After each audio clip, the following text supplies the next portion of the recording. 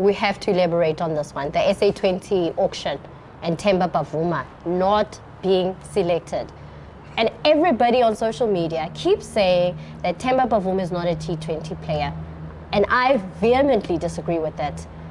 What are your thoughts every time you keep reading what everybody's saying about Temba Bavuma and not being auctioned in a tournament that's in South African soil?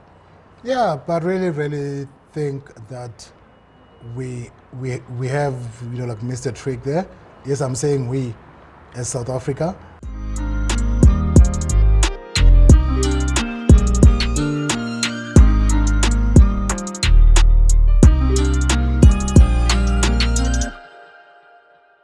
Before I hop onto this conversation with Coach Geoff, I wanted to quickly relay a story about how I finally got his numbers. So there's 2 videos that you posted on social media of 2 young girls, one right arm bowler, one left arm bowler, wearing their school uniform in Eastern Cape, Mthatha.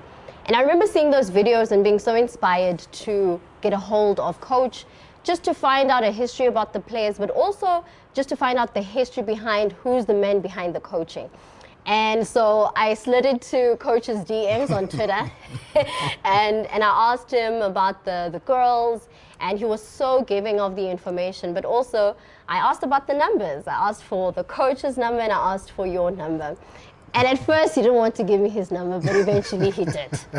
And that's what led us to be here today, and I'm really excited to be talking to you. You're my first official guest to the PITCHSIDE podcast. Wow. And I'm truly honored, because I think what I want us to get out of this conversation is really get to know Coach Geoff as a person, as a player, but also as a coach. It's good to have you. How are you? Yes, thank you very much for having me. I'm really honored. Yes, a Titan as well. I mean, you know, like into the lion's den. Yes. So quite excited to be here. And yeah, you can just shoot. I'm ready. I'm ready as well. And talking about being in the lion's den, we have this beautiful backdrop of the stadium, iconic stadium. When you look at the stadium, Coach, what are some of the memories that immediately spring into your mind? Yes, like the best memory for me here was my first year, you know, like as the first Black African coach, 2012, playing here, you know, like in the Champions League final, you know, like against like the Sydney Sixers. Yes, a great tournament that we've had. I mean, I think every game we played, like there was at least 35,000 people, and people were just loving like the People's Team, you know, like at the time we were called that. And yes, I can, you know, like even now, I mean, like I've got some goosebumps, you know, like just thinking back, you know, like about that great memory. Yeah. And yeah, like this is the bull ring. I mean, like there's times when you feel the crowd, you know, like in your spirits, in your heart, you know, like they're right there with you. Yeah. So yes, it's always nice to be here. It's always good to be here. And I'm glad that you've also taken the time to move from Supersport Centurion, drive all the way to here at Joburg to have this conversation. And I want us to really go back to where it started, right in the beginning. And from what I've read and seen, when you were a young boy, you were quite a rebel, mischievous, kancane. And that's the reason why your dad got you into cricket, because he wanted to take you away from that world. What do you remember about just your first introduction to the game of cricket? Yeah, for me, I think my first introduction, obviously, like my father played. And then, yes, he played as well for South African black team, you know, like in the 70s. And I remember, I mean, like my dad used to take me with him, you know, like just to watch, you know, cricket when he played. And I can still see, you know, like Dan Parker, you know, I think he's an employee here as well at the Wanderers Stadium. But I think he was the one who was assigned like to change my nappies. You know, so like my dad will take me, yeah, then dad will sit with me like the whole day, change my nappies and things like that. And yes, I moved away from the game as well as a township guy. I mean, you know, like I played football, you know, like in Orlando. Yeah, I played football until I was 12, 13 years old, and then started to get into trouble, you know, started smoking, starting to play dice in the streets, like any other township kid, you know, like there was nothing else, you know, for us to do at the time. And my dad, I mean, picked this up, you know, early, because there were times I was coming home at 10, 12, I mean, you know, like at night, and then like I was 13, 14 years old at the time. And my dad gave me like an ultimatum, because my brothers before me, he tried to get them to play cricket as well, but like they didn't like a, you know, like white man's sport at the time. And then I think I was the unlucky one. My dad gave me an ultimatum, like either I stay, you know, like in his house, or, you know, I move out. So like at the time, I mean, like I didn't have a choice really. Yeah. You know, like I had to start playing the game. And to think back, I mean, you know, like as a soccer playing township boy, you know, like I didn't understand why a game will start at 9 and finish at 6. I mean, sitting there the whole day, the sun is baking you. And yes, my dad took me. Then I went as well in 1986 to like Elka Stadium to join Baker's mini cricket. And then at the time, yes, I'm from Orlando East. And then like there were times when I think I used to walk to Rockville.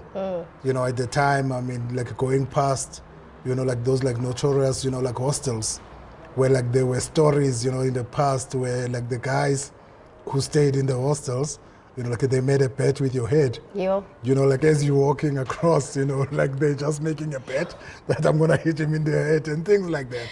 Yes, we grew up and then we moved. Then yes, I enjoyed the game. I mean, yes, I started playing, you know, I took it seriously. I think I took it seriously when I was 18 or 19. Okay. I think at the time as well, I was the first black player to play for Transvaal schools at the time. You know, then, yeah, so like I took it seriously. But like the biggest thing for me, like with the game was, you know, like the number of friends I made. You know, like we made friends, and then yes, there was abuse in the townships because cricket bags, you know, like are quite huge. You know, like there were times you're carrying that bag, and then the police will come and stop you. You know, like the time you're a kid, and they're thinking in their mind that you've got AK-47s or you've got some grenades in the bag. You know. And then when they stop you, like they check the bag, then they see that it's cricket stuff. And like the whites at that time, I mean, were quite happy to see a black kid, you know, playing cricket. So yes, we grew up under those tough conditions. And also like our friends, you know, like in the Ikasi, they'll, you know, abuse you all the time. Yes, you're playing a white man's sport, you know, like you're a sellout, what are you doing? And all those sort of things. I mean, then yes, we had to be tough. It's quite sad. I mean, a few of my mates who were quite good, you know, so some were better than me. Like they just didn't have the heart, you know, like, to like continue playing the game. Yes, like they were basically frustrated by like what the people were saying at the time. And but you just kept your heart determined on the sport. Yes, I kept my heart, but also I was under pressure at home. Okay. Yeah, so like I didn't have a choice, you know, like I was under pressure from my dad telling me it's cricket or you go. or you go out of my house. Yeah, so like I didn't have a choice. And then also, you know, like growing up, I loved sport. Yes, I knew that like my way of making it somewhere will be through sport, you know, because I saw like the family, you know, background and where I come from, where like there's only like one room for 12 family members, you know, at the time. Yes, I don't know how my dad did it, to be honest. I mean, like to follow us up like that and have 10 kids was quite something that's quite like legendary, you know, like from his side, you know. And yeah, I mean, yes, I tried other sports. I tried football, you know, like I was close to like playing professional football. And then I tried boxing, you know, like that didn't go well.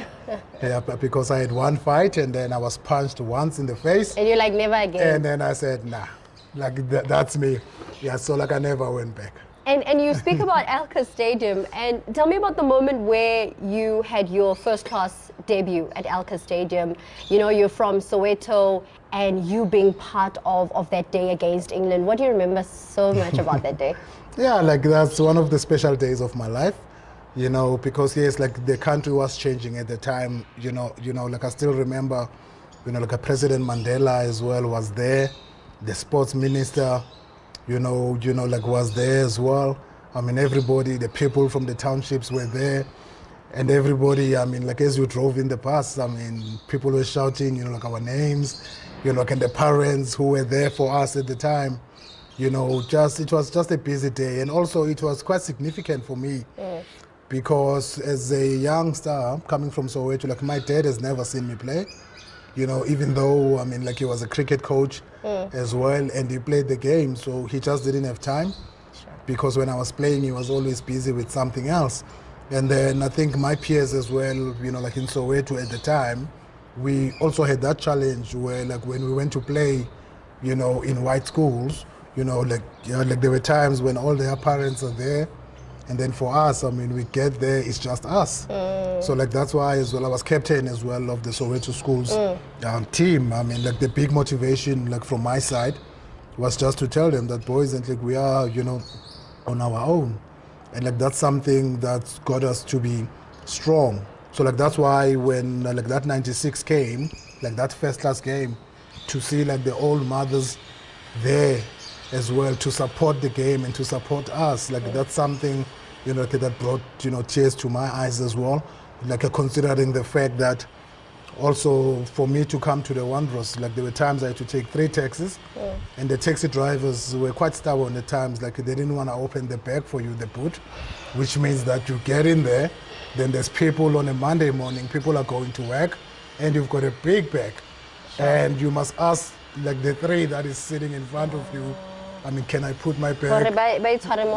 You understand? So like for me, you know, yes, you know, like I thank like those people, I mean, who, you know, like made things easier for us at the time. Yeah, because it was not easy. I mean, like there were times when you find somebody, you know, like having a bad morning, and then you can't then now you must hold this thing, you know, on your face the whole way. You know, like it was quite tough. But when that 96 happened, like my first class debut, you know, like I felt I'd made it, you know, at the time, through all the hardships that I've gone through, and the country was changing at the time. And I think, you know, like playing that game just opened, you know, things for me. You know, then I knew that, you know, like I want to make, you know, cricket my career. Yeah. And yeah, like it was a special day. I mean, the people were there, like England was there, you know, like, you know, a guy like Tata Mandela was there as well. Wow. So like it was special. And for it to happen in Soweto, it was really, really something special. And it's something that till to this day, I mean, it disappoints me that like there was no build-up, like from that day to try take first-class games, you know, like into the townships. And like that's something I feel strongly about. And it's something I've been vocal about as well in the past. And for those that didn't see you play, someone like myself, who never had an opportunity to see you play, how would you describe yourself as a player? You know, like I'll say maybe I was similar, you know, like in terms of batting style, I was similar to a Dean Elgar. Okay. You know, for example. So, yeah, so like I took my time, you know, at the crease. Yes, I couldn't hit sixes. You know, like I was not that strong. Strong, yes. You know, yes, I couldn't hit sixes, but I could spend time at the crease. And I was a decent player. And so what led to your retirement? This was in 2008? 8, yes. What led to your retirement? It's a funny story, because I started my cricket here at the Wanderers with Transvaal, which changed to Gauteng, which changed to Lions. So like all those name changes over the past, then I moved to Benoni. I moved to Benoni to play for Easterns. And then when franchise cricket came, then I was picked up by Titans. Okay. Then I went to play for Titans for a season. And then 2008, 2007, I had a great season at Titans. I think I averaged about 80. And then like that winter, I went to England, because every winter prior to that, for the last 12 years, you know, like I was going, you know, overseas 6 months, you know, like in England, and then spending 6 months here. So like that time I went to England, 2008, came back, only to find out that I don't have a contract coming back. Like there was no communication from their side that, sorry, Jeff, you're not getting a contract this coming year. So came back, like no contract. Then I decided to go back to Easterns. You know, yeah, but because I knew they like they were gonna take me, you know, either way. Yes, the money was not gonna be the same, and I think at the time, I just had my second baby at the time as well. So now thinking, you know, like no money now. I mean, like how am I gonna support like this little one? So getting to Easterns, I went to Benoni. I got there, like the coach of Easterns at the time, Andre Simo, was just fired on that day. I got there. And then like the CEO, Kasim Suleiman, you know, saw me and said, Jeff, I've got a job for you. Like, got a job for me? Like, what job is that? Then he said, I want you to be, you know, like player coach, Okay. you know, like of Eastons. Like player coach. No, I'm just a player. Yeah. You know, like I'm not a coach. So coaching for me just happened by mistake. And then I decided to stop playing there and there because I didn't want to compete with the young black African players who were coming through from the East Rand side. Guys like Mangaliso Mosehle was just coming through. Okay. Guys like Tumelo Budibe as well were coming through. So yeah, so I decided to start coaching then. So it just happened by mistake. So it wasn't even a decision that No. after playing you want to go into coaching. It literally just fell on your lap. It fell on my lap just like that. I was 33 years old, and then I believed I was still good enough to play. But I just had to make a sacrifice for the players that were coming through. And yeah, it just happened like that. I coached Easterns 2008, and then I was part of that SA Under-19, you know, like a coaching setup as well. Yeah. Where we went to the World Cup 2010 with Dom Hendricks, who was part of that side. He had a great tournament as well. And yeah, basically then I came back, you know, like at Easterns, I think 2011. You know, I got a call from Dave Noseworthy here at the Lions. I mean, like he was after, like, you know, like an assistant coach. Yeah. To be back at franchise level as a coach. And then Dave's idea was to groom me here at the Lions because I was chilling with guys that I've played with. I played with Neil McKenzie, you know, in the same team and against him. I played with Alviro Peterson. I played with Tamitso Lekile. I played with Tsotsobe. Sure. I played with Pumi Machikwe, all those guys. So the Dave was fired, you know, after a year. Then now, like, the Lions were looking for a coach. And then the board, through Kasim Suleiman, like, gave me a call 2012. They basically said, Jeff, like, this is your job. Like, this is yours. Like, it's your job. Wow. I'm sitting there, I'm thinking, what? No, it can't be. Yeah. No, then the media caught up of everything. First black African coach, I couldn't even walk into the malls. And then I'm thinking, surely I'm not ready for this, you know? And yes, I came through, I mean, coach here for 6 years. I mean, I was here 2011 as assistant coach, started coaching 2012 as the head coach, then I left 2019. So like that's a long innings. I think it's the most games that any coach has done at franchise level. And then coming as well into the Lions, like there was a drought of trophies at the time for 6 years. Like there was no trophy here at the Bull Ring. I mean, a big place like this, I mean, like with no trophies, like that, you know, like that's something that like we like had to change.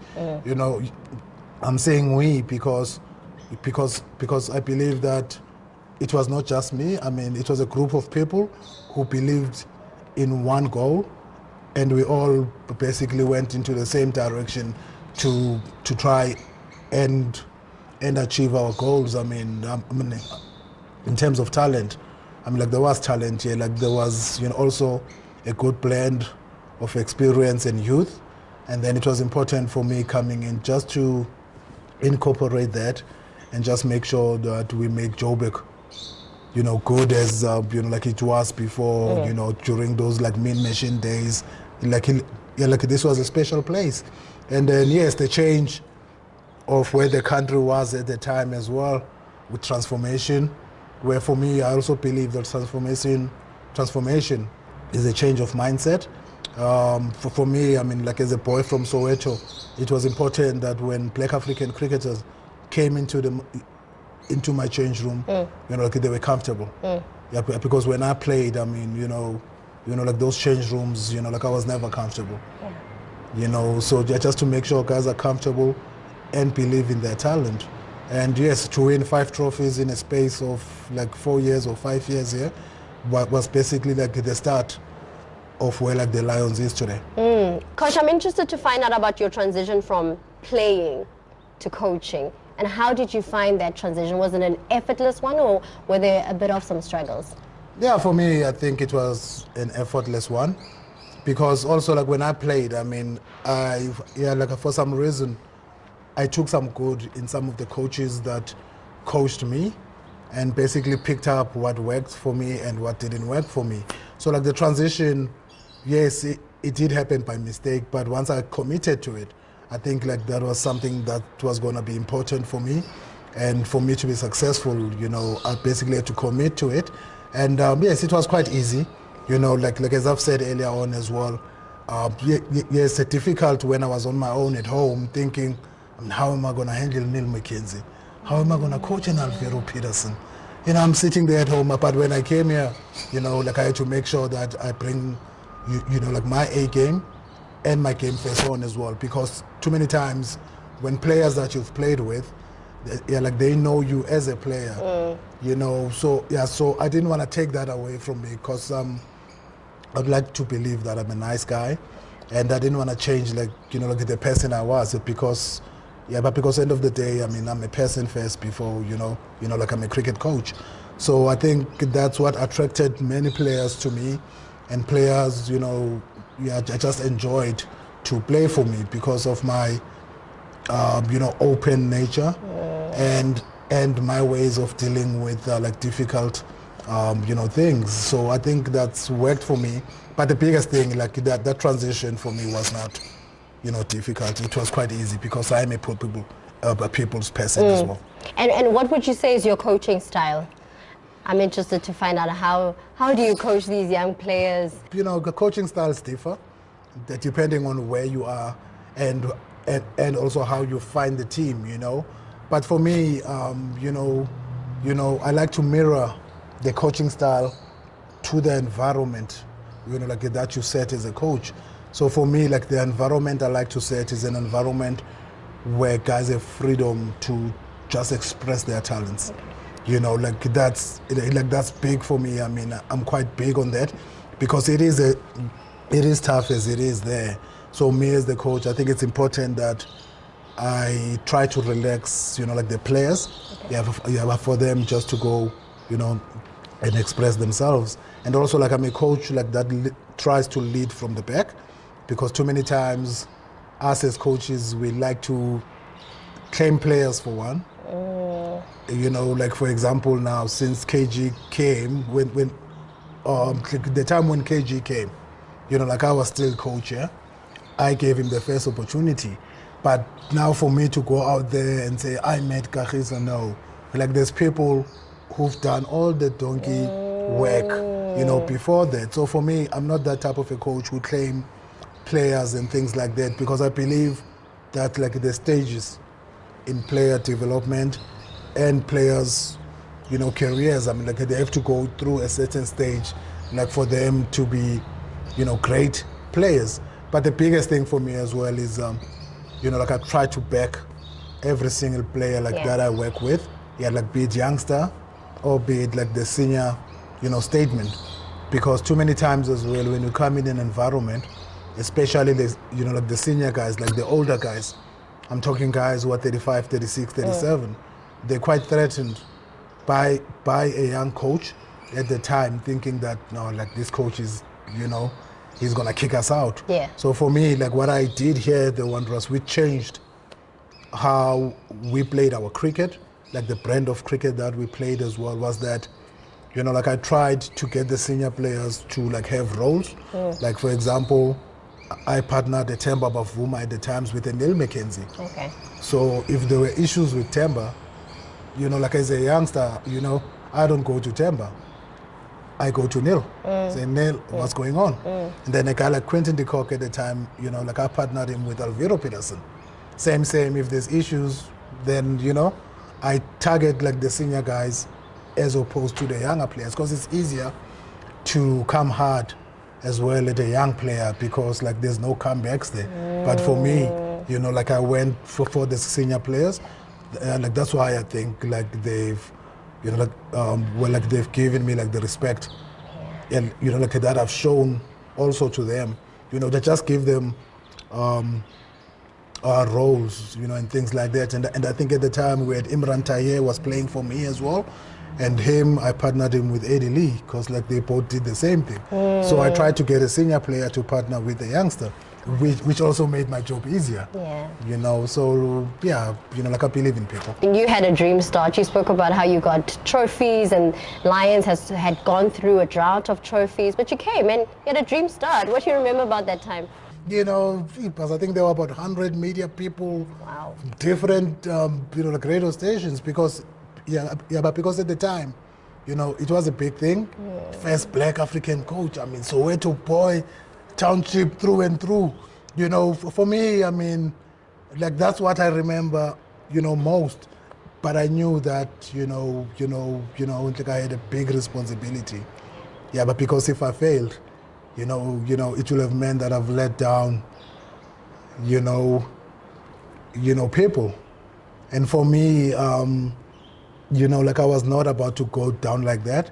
It was important. Yes, I was the first one, but for me to pave the way for the guys coming after us, I think that was something, like more important.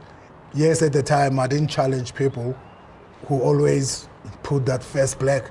But because bottom line, I'm a cricket coach. Yeah. But before, Michael, whatever the case is. Yeah, but I wanted to be seen as a coach first. Yeah, because too many times when you put your color first, when things don't go well, so it's easier to hide behind, I'm underprivileged, like I never had it all, I never had this, I never had that. But I didn't challenge it at the time because I knew that like there was a bigger role, for me to play, especially as well onto the playing fields where here at the Lions, I mean, like we played, 8 black African players, 9 players, of color, and all of them as well on merit. But too many times, which is something that does not sit well with me, even to the day, where coaches at franchise level or at provincial level now, because of the change of structure, like they pick their team, they try to pick the black players first, and then start picking their team, which I feel, is the wrong way to go about things. I mean, if you've got people in your structures, just believe in them and back them, and players will, like play for you, I think, which is something important. And I want us to get into just the season in which you were without a coaching role. I think it was about 5 months where you were not working. Yeah. How tough was that for you? For me, I think it's something that hurt me, a lot, to go from being the favorite to coach the Proteas. Yes. Because I was, like favorite to coach the Proteas. Like that's not me being or like trying to be like entitled or anything like that. Like the facts were there. And the president of Cricket South Africa has gone to the media to say, like CSA like has made a mistake, and then to leave the job at Lions because like my time was up at the Lions. Yeah, but because I believe as well that at this level, you've got 4 or 5 years to try and make a difference. Yeah, then after that you move, ahead. I mean, like I coached for 6 years here, like the most by, any other coach, like since like the start of franchise cricket. And it's something that I'm proud of. And like to sit at home like for 5 months, like I said at home, I'm thinking something must be wrong somewhere. Like have I done, like something to someone, or have I been that bad? And then I think back that I've produced players, but black and white. Like the players were there, but players were leaving Lions and playing for South Africa, and Lions were winning trophies. So like I've covered all that. Like in the 6 years I was coach, as well I was Cricket South Africa, like a coach of the year for 2 years. So like I sat at home for 5 months, like frustrated, just asking questions and thinking, thinking about where to from now. It was a dark place, like in my life at the time, but luckily, I mean, like growing up, I mean, like I was taught by my family circumstances to try save money. Like there is always a tomorrow, and it's something that I've done since like growing up. And yes, I mean, like my kids' life didn't change. Yes, I've got 3 children, 2 girls and a boy. And yes, like their life didn't change, which is something that's important to me. But sitting at home was really, really frustrating. But also it goes back to also like your mental toughness, but because if I was weak, like anything could have happened, you know, at the time. But yes, I kept believing that, you know, like I'll get an opportunity, and I was quite fortunate to get an opportunity as well, you know, at Northerns, which is, yes, I live in Centurion, and I've been staying there for the last 12 years. And yeah, to get a job about 10 minutes away, you know, from home was basically like God sent. And yes, I appreciate and thank you to the people who saw value, you know, in me, like the people at Titans, you know, like who saw value in me, and basically like brought me back. And let's backtrack to the period in which you're talking about when you were earmarked to be coach of the national side. Yeah. Russell Domingo, his tenure ends. You and Paul Adams are looked at to be coming into the structure, and it doesn't happen. Otis Gibson comes in. How did you find out that you will not be getting the job, and how did you react in that moment of disappointment? Yeah, for me at the time as well, I think like there were a few board members at CSA who I was close to. You know, yes, people who've come from the board here at the Lions to move to CSA, like they were the ones, I mean, telling me now, boss, like this is yours. Yeah. You know, those type of talk. Yeah. You know, yes, I believed in that, but yes, I did believe in it, but like not wholeheartedly.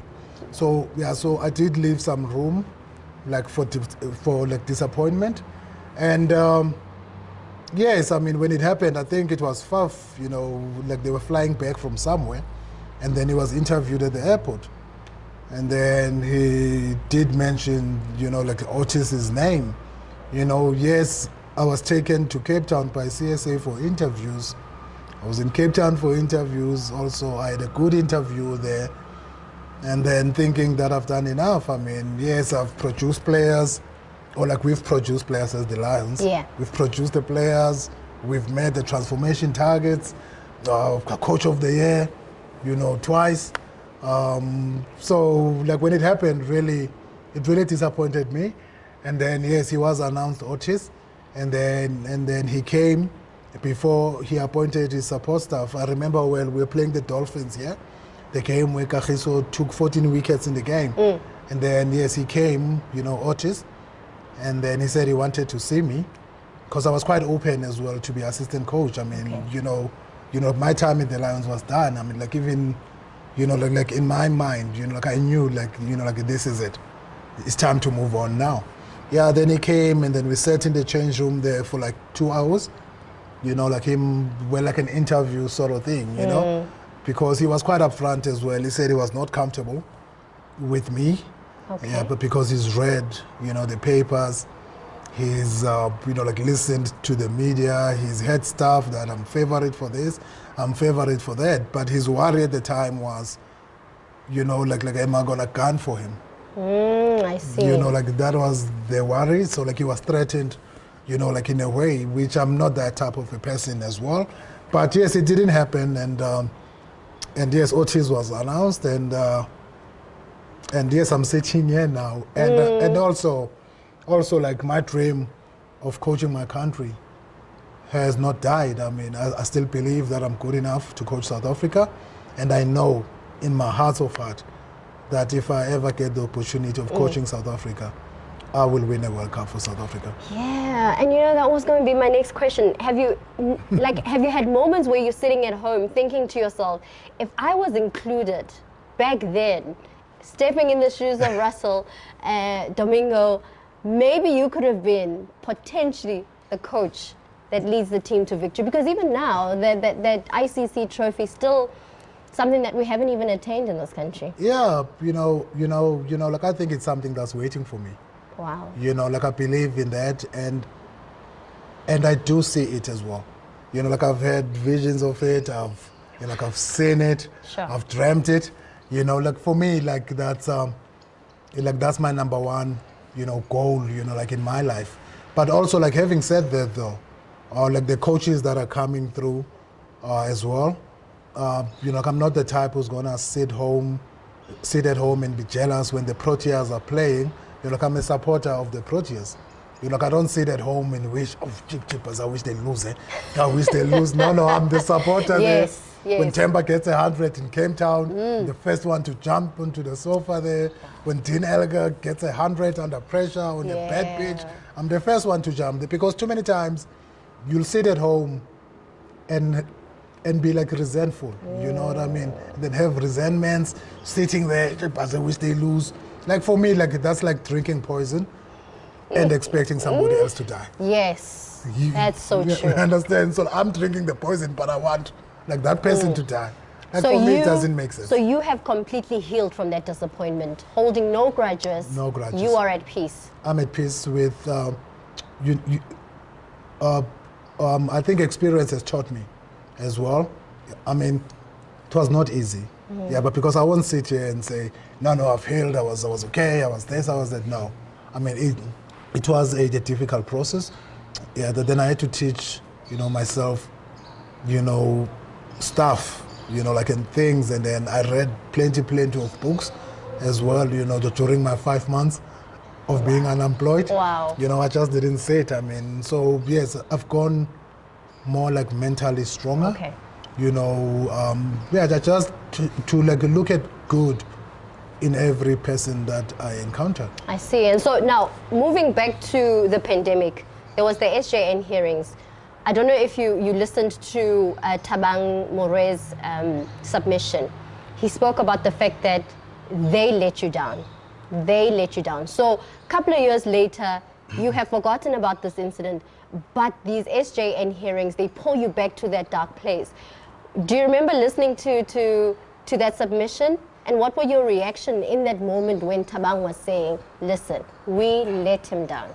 Yeah, during that SJN, I mean, yes, I was listening, and also I was one of the people who were going to testify as well. But like they just ran out of time for some reason. Like I was ready, like a contact was made with me. Like I was ready to go and testify as well. But unfortunately, I never got my opportunity to testify.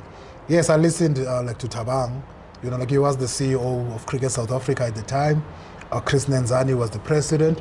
And I think a week or two before that, Chris Nenzani was on Metro FM with like Robert Marawa. So like that's the first time, like I heard, like what he said there, to the people saying, like they've let me down. And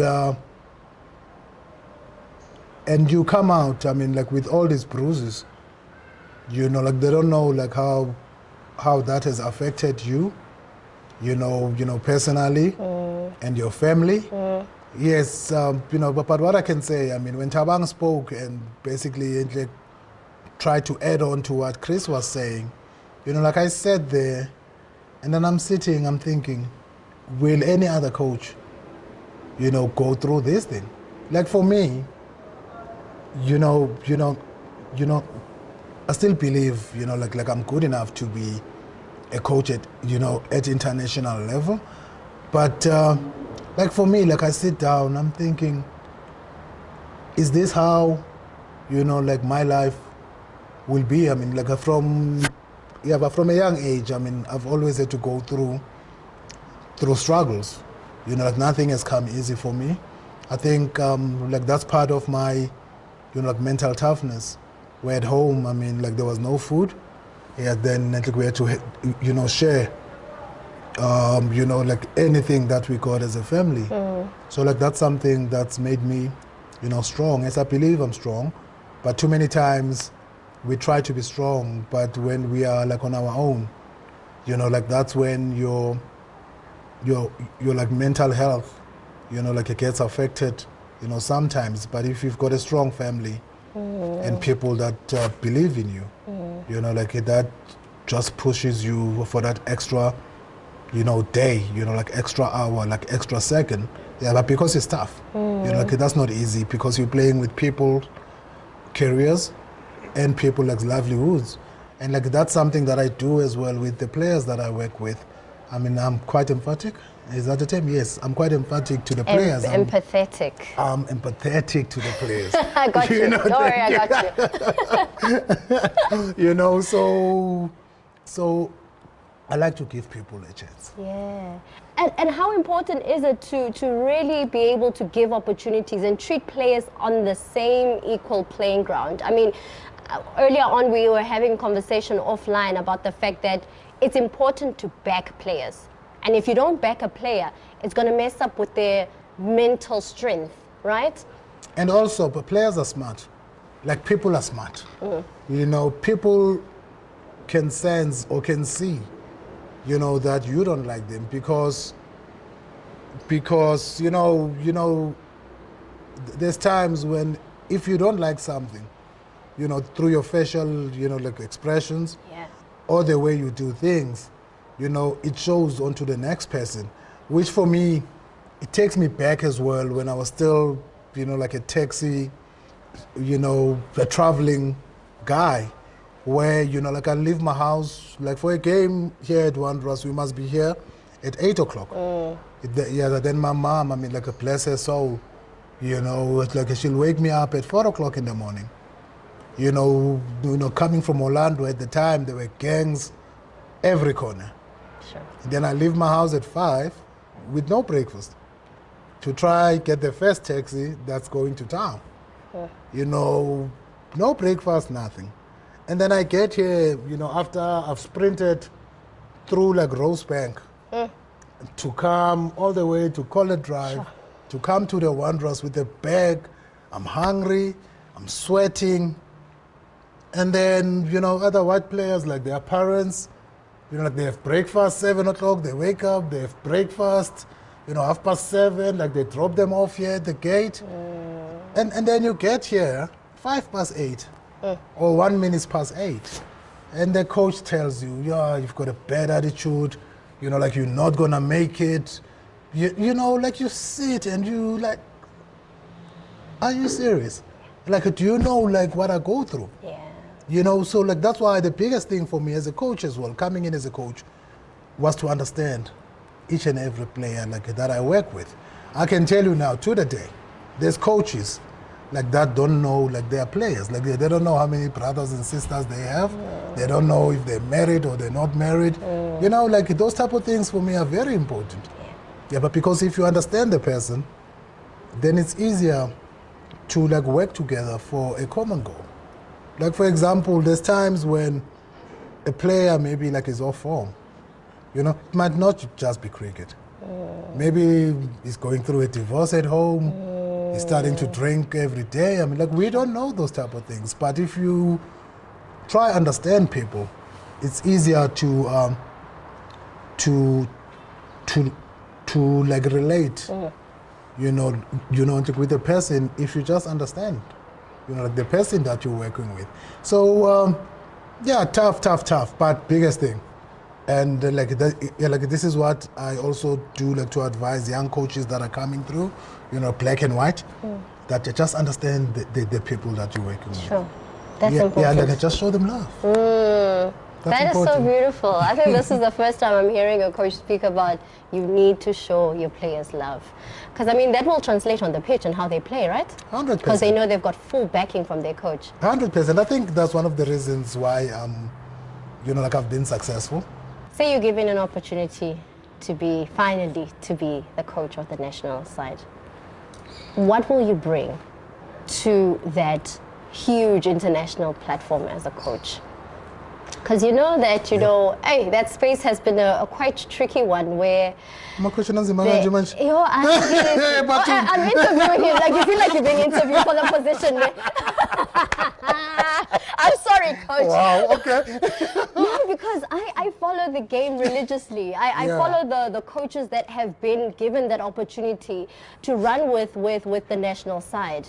But I've always been interested to find out if we were to bring in Coach Geoff, what is he bringing? What is he bringing to the table? What should we be looking forward to when you're given that platform? Yeah, I think for me, first of all, I mean, is the togetherness. You know, like that concept of Protea Fire, like that was started, you know, like at the time. Yes, I can see now it's just dying out a little bit. But yeah, just to have a reason to play for something. Yeah. You know, I just play for something that's important. You know, for me, like that's the biggest thing. Just togetherness. I mean, yes, we come from different backgrounds, like our country, like it's divided sometimes. But if we can just be together, like as a side or like as a team to try and represent, like our children, our grandchildren, like just for them to be proud of, of that Protea fire. Yeah. I think that's something, like which is important. And obviously, like being like role models as well, it's something that's quite important. And the brand of cricket. Yes. Like we must play an exciting brand of cricket. But because an exciting brand of cricket puts bums on the seats. Mm-hmm. It really does. You don't want to be a boring side where guys say, keepers, I don't want to go there. Just try to get people to come to the stadium. Yeah. And it's a wonderful experience to come to the stadium. Like small little things after a game, maybe tables, set out there for guys to spend time with the kids that have come to support them. Like a sign autographs, like those small little things, are quite important. And also like I believe that also like if you look after the small little things, like the bigger things will take care of themselves. And I want to play just a game. I need to take out this note because I'm gonna give you a couple of names, ne? Okay. And I want you to give me just either a sentence or a word that comes up in your mind when I mention these people. Ne? Okay. You got it. Okay. I got it. Well, let's have a look at my list. Where's my list? Hopefully I still have it here. If it's not here, I'll be so disappointed. I'll be leaving, eh? No, you can't be leaving. Oh, here it is. Here it is. Okay. First name. What's the first thing that pops up in your head when I mention Temba Bavuma? Sachin, like little legend, pint size, man with a big heart, leader of men, talented. Mangaliso Moseli. Best wicket keeper in the country. Quentin de Kock. You mentioned that Mangaliso is the best wicket keeper. What are you going to say about Quentin de Kock? Quentin de Kock is my son. Yes. Like I've known Quentin since he was 15 years old. Keepers, talented, batter and keeper. One of the best, opening batters in white ball cricket. Lovely child. Yes, like lover of life. Awesome. Khaya Majola. Wow, you're just gonna make me cry. Wow. Mentor, father, sitting here because of him.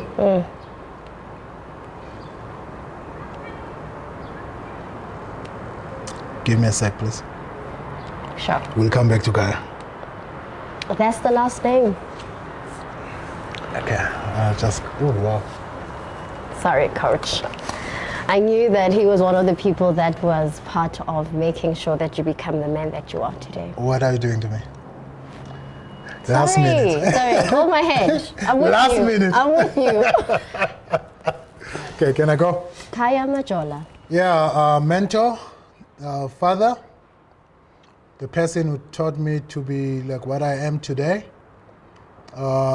person who taught me to believe in myself, took me out of the streets and channeled me into the right direction. Yeah.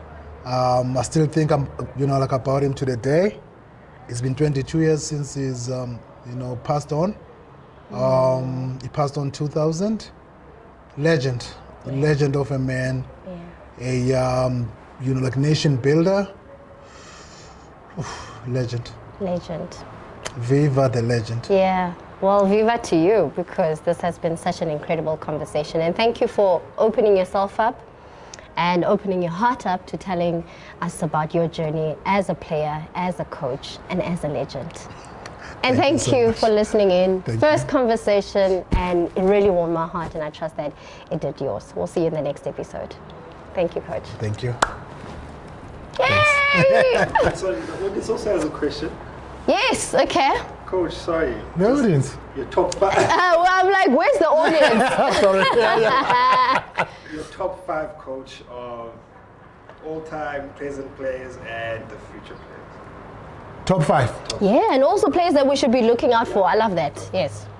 Top 5, number 1, well 5, like number 5, Temba Bavuma. Like as I've said, I've chatted about him a little bit. Like number 4, like Brian Lara, Dale Steyn, ABT Villas. Number 1, Khaya Majola.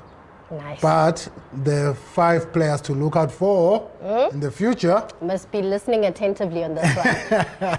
Well, like a Devil Previs. Of course. He's come through and he's showing some good signs. I hope people don't put too much pressure on him. He's still a baby. But yes, like there's still some work to do there. But I really believe he's one for the future. Yes, like Ryan Rickleton. I really think there's something there. Definitely one for the future for me as well. He's a better, wicket keeper. Yes, I know he started to play some test cricket. I just hope he gets more opportunities. Player for the future, Donovan Ferreira.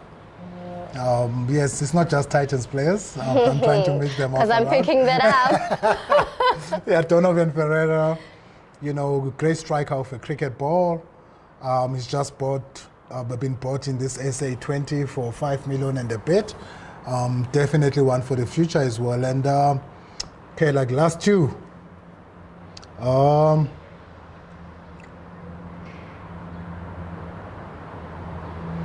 Temba Bavuma again. Because I really, really believe that he's got a point to prove. Yeah. He's taking the country to the World Cup. Like nothing will warm my heart than to see him like lifting like that T20 World Cup, like for his country after, all that he's gone through, like over the past, couple of days, couple of weeks or whatever the case is. And before you even give us our last name, we have to elaborate on this one, the SA20 auction and Temba Bavuma not being selected. And everybody on social media keeps saying that Temba Bavuma is not a T20 player. And I vehemently disagree with that.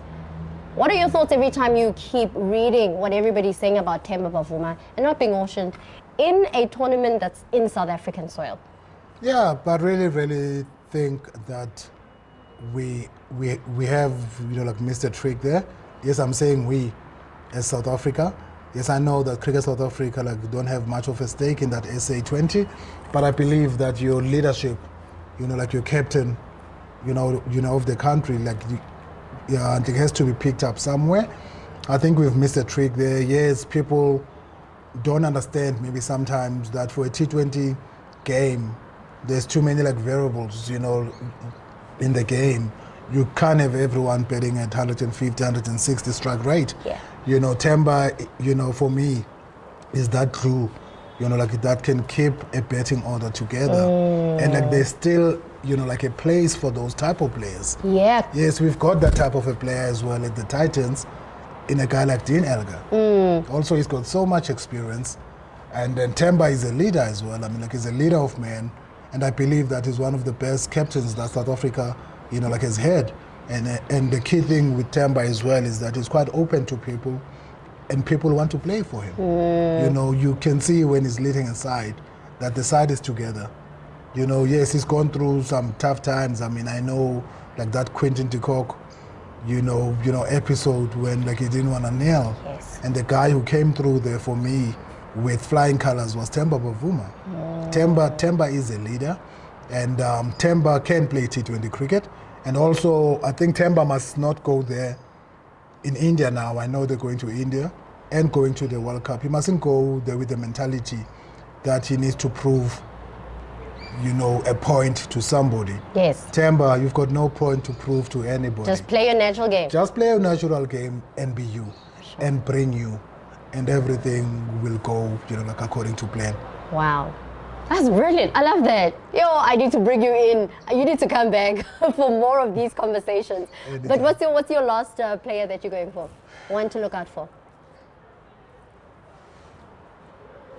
Yes, so I've been sidetracked so much that you know, like I had a name, but jeepers, I've been sidetracked. But also, there's Tristan Stubbs that was sold for 9 million. That was the name that I had. Okay, Sorry. there we go. Because I'm like, how That can was someone the go name. for 9 million and then coach does not pick it? No, like that was the name. That was the name I had. Yeah, Tristan Stubbs. Okay. I mean, wow, like 9 million Sure. in your first, you know, auction. Wow.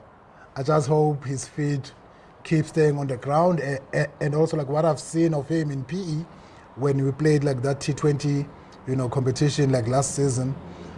He looks like a grounded young man, friendly like little chap as well, who hits a ball a mile. I mean, like the future is bright. I think the future of cricket in South Africa is quite bright because like there's some young players that are coming through, and it's important for us as coaches at this level to give those players opportunities. I mean, when I was still coach at the Lions, I played Vian Mulder when he was doing matric at St. Stephen's. Sure. I played him for the Lions here. Believe in the young people, believe in the youngsters. And to the older guys, know when it's time to leave the stage. Don't hog Don't your position. know when is the time. Yeah. And get out. Sure. Well, that was awesome. That was awesome. Did you guys hear that? When it's ready for you to go, you must go. And it's time for us to go. Thank you, Coach. Thank you so much, and thank you for having me. Always a pleasure. Titan. Yeah. Please. No Titans. You are at the Wanderers. Respect. Thank you so much.